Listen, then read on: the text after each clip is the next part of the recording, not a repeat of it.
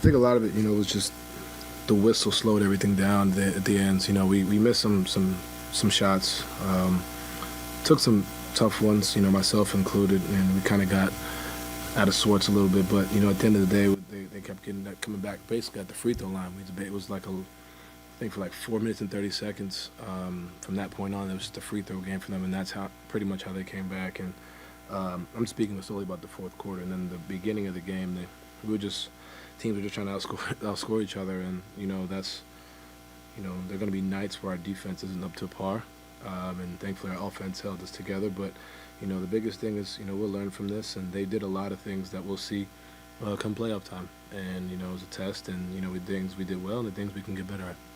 What did you see specifically from the offense in the crunch time?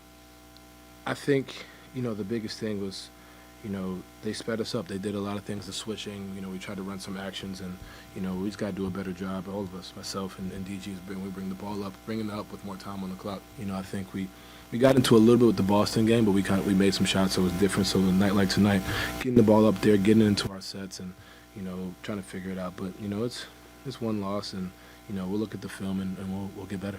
You were mentioning taking lessons from this. What do you take from this?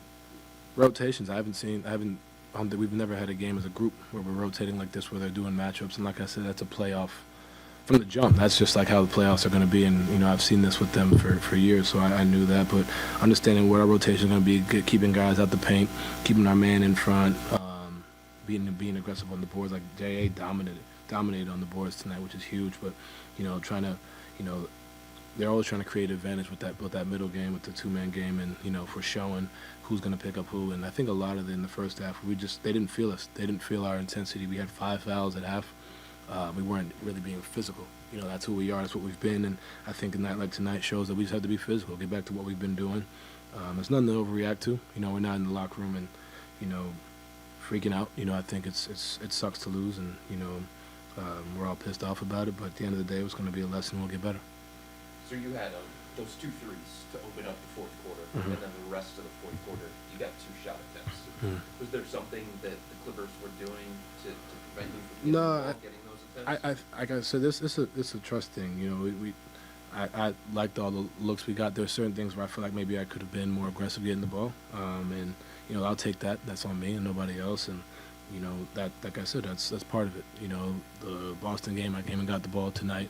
DG was diamond and getting in there, so it's a trust thing. I do that again. It's nothing. There's nothing there regarding that, and just trusting your teammates and trusting each other. You see when I got the shot at the end, they tried to blitz and I hit Ev, and just making the right read. And tonight there were times where I felt like maybe I could have came and got the ball, and that's on me. And that's part of me growing and getting better. And but at the end of the day, it's a trust thing. And we didn't do a bunch of different things, but for myself, just being the leader in that way, I could have definitely been better for sure.